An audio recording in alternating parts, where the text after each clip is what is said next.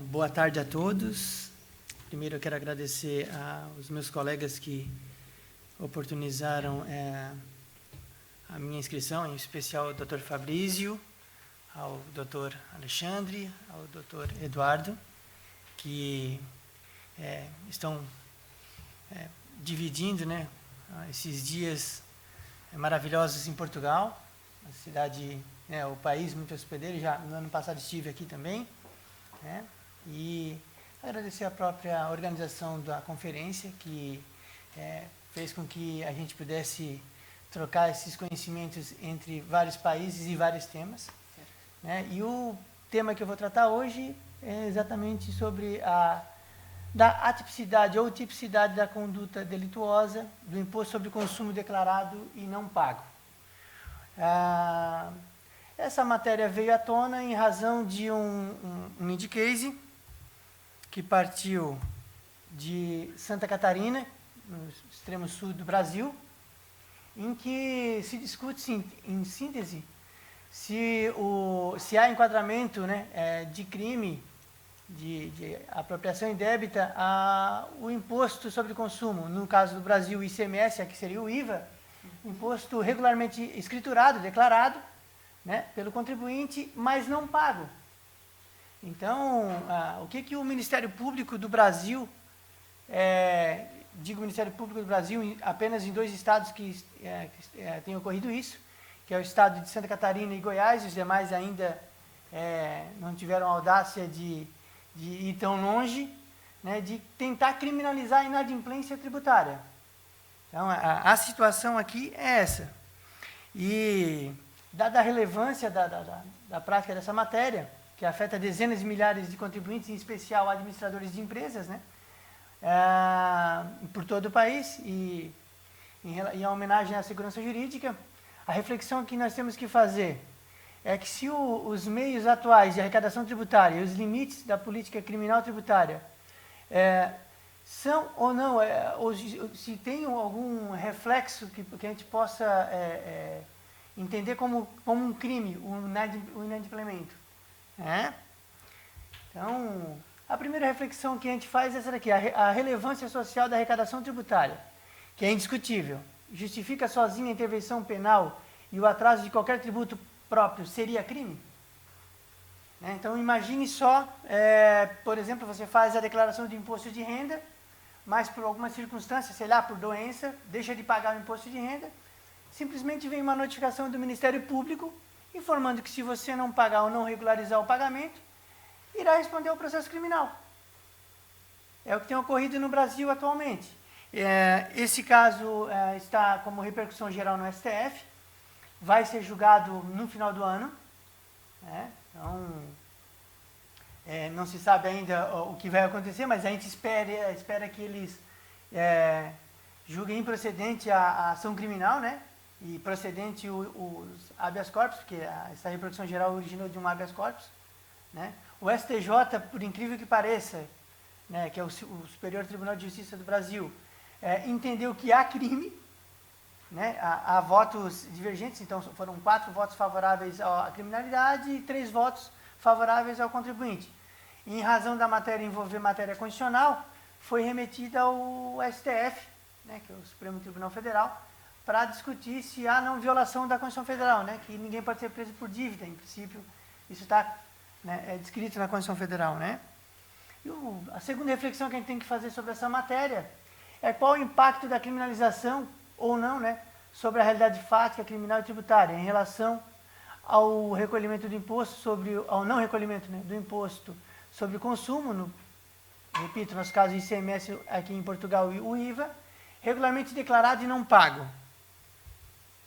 Então, o que diz a lei brasileira sobre isso?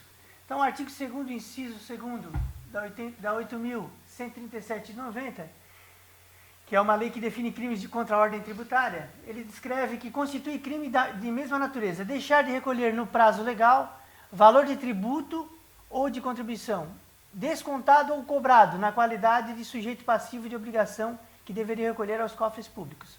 Por que eu destaquei o descontado e cobrado?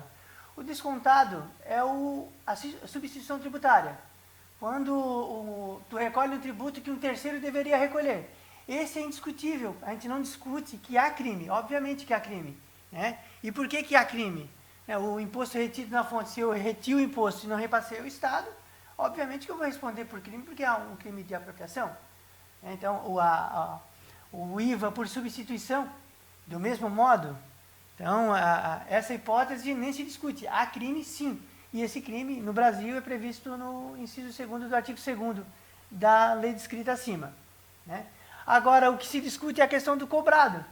Porque o fisco, baseado no cobrado, e ele entende o cobrado como se fosse o tributo que se cobra na venda de uma mercadoria ou de uma prestação de serviço, em que se destaca o ICMS, né? E no caso o IVA nosso aqui, de Portugal. E só que esse ICMS cobrado, quando o legislador quis colocar para terceiro que cobra. No Brasil, por exemplo, tem o COSIP. O COSIP é uma contribuição para a iluminação pública. Quem cobra essa iluminação pública é uma empresa distribuidora de energia.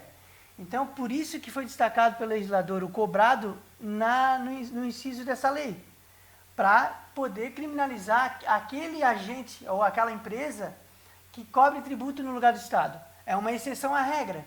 Mas eu não posso criminalizar o simples fato de eu destacar o imposto, até porque o imposto sobre a mercadoria, no caso de Portugal, o IVA, e no Brasil o ICMS, ele compõe o preço. Né? Então, por isso que eu coloquei esse destaque aqui. Então, o outro problema que a gente vê em relação à própria criminalização já direta é que sequer há o procedimento de desconsideração de personalidade jurídica. O que é isso?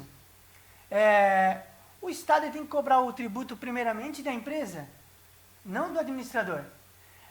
Deste modo, de modo coercitivo, o Ministério Público força o empresário, o administrador, a pagar um débito que é da empresa e não do administrador ou do sócio da empresa.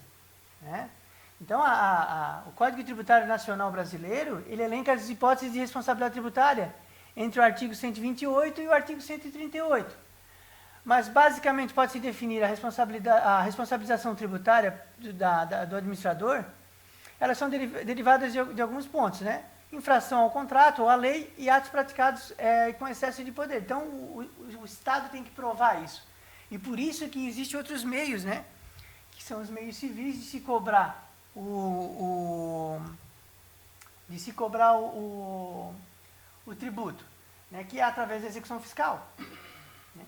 E direcionado contra a empresa. Obviamente que se houver uma dessas hipóteses elencadas, o fisco ele pode redirecionar, né, através da desconsideração da personalidade jurídica contra a pessoa física. E daí sim, se apurar fraude, alguma coisa nesse sentido, teria em tese a possibilidade de se criminalizar essa hipótese. Nessa hipótese, o que ocorre é que eles antecipam uma situação que não ocorre. Então, o que a gente deve se distinguir daí, em razão dessas situações, qual é a diferença da sonegação fiscal e do inadimplemento fiscal? Então, eu faço uma mera demonstração aqui. A sonegação fiscal, crime de resultado previsto no artigo 1º da mesma lei que a gente está discutindo, a 8.137/90, é a declaração falsa visando a redução de tributo, crime de mera conduta prevista no inciso 1. Né? Pressupunha-se fraude. Então, quer dizer, esse aqui nem se discute. Né? Quando há fraude, né? Então, se faz uma simulação para deixar de pagar imposto, a gente chama a meia nota, por exemplo, né? Isso é fraude e não se discute, isso é crime.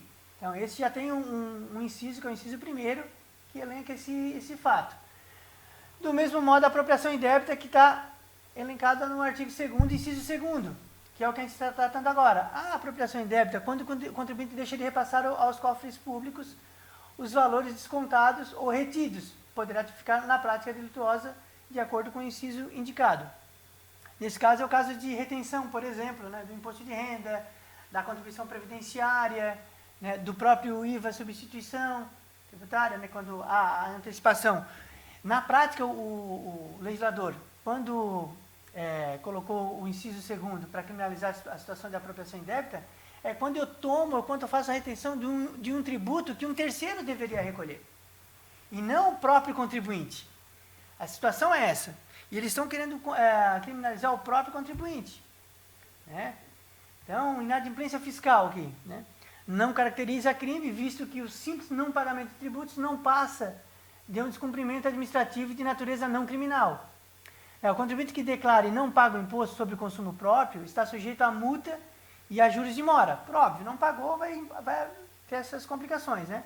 A negativa de certidão de regularidade fiscal, né? O próprio protesto, que hoje é previsto no Brasil, né? Que hoje eu posso fazer o protesto da certidão de dívida ativa, né? E, consequentemente, a execução fiscal, que é um meio adequado do fisco buscar o tributo. Não pago. Né? E por que não há crime, um mero inadimplemento fiscal do imposto sobre consumo direto? Porque o ICMS sujeito à lei penal é aquele retido por substituição tributária, e não o ICMS normal devido nas operações. Então não há retenção do tributo, mas o puro e simples inadimplemento do ICMS declarado pelo próprio contribuinte. Porque nesse caso o ICMS ele faz parte do preço do produto. E infelizmente, ou por alguma razão, ele deixou de pagar. Então, os argumentos que o Ministério Público tem usado para criminalizar a inadimplência fiscal defende que o imposto sobre consumo, ICMS, é efetivamente arcado pelo adquirente final da mercadoria por transferência do ônus, o que é uma inverdade. Porque se eu emito uma nota fiscal, vamos supor que eu emito uma nota fiscal com uma alíquota diferente do ICMS, alíquota de 12%, quando deveria ser, por exemplo, de 17%. Eu não posso fazer uma outra nota fiscal complementando e cobrando do consumidor final. Porque quem é obrigado a pagar o tributo é a empresa, não o consumidor final. Então, isso já cai por terra. Do mesmo modo que eu também não posso emitir a nota fiscal com uma alíquota maior e me apropriar de crédito. Né? Então, esse argumento do repasse, ao meu ponto de vista, é inadequado, né? Pelo simples fato de que, por exemplo, se o comerciante aplica a alíquota menor do que a devida, não aproveita o crédito, como eu expliquei para vocês. Conclusão, tá? A criminalização do inadimplemento, submissível ao artigo 2º da Lei 8.137 de 90, ofende a cláusula pétrea da Constituição Federal, que não há crime sem lei anterior que o defina, nem pena sem prévia combinação legal, né? Que constitui forma de prisão por dívida, vedada pelo artigo 5º também da Constituição Federal, que não há prisão civil por dívida, salvo o responsável pelo inadimplemento voluntário, né? E por obrigação alimentícia ao depositário infiel, que também o depositário infiel meio que caiu por terra, né, no Brasil. Tá? Além de tratados internacionais, que eu estou colocando que ninguém pode ser detido por dívidas. Assim, podemos concluir que o não pagamento do imposto sobre consumo, ICMS direto, né, ele é inconstitucional e banaliza o direito penal. Obrigado.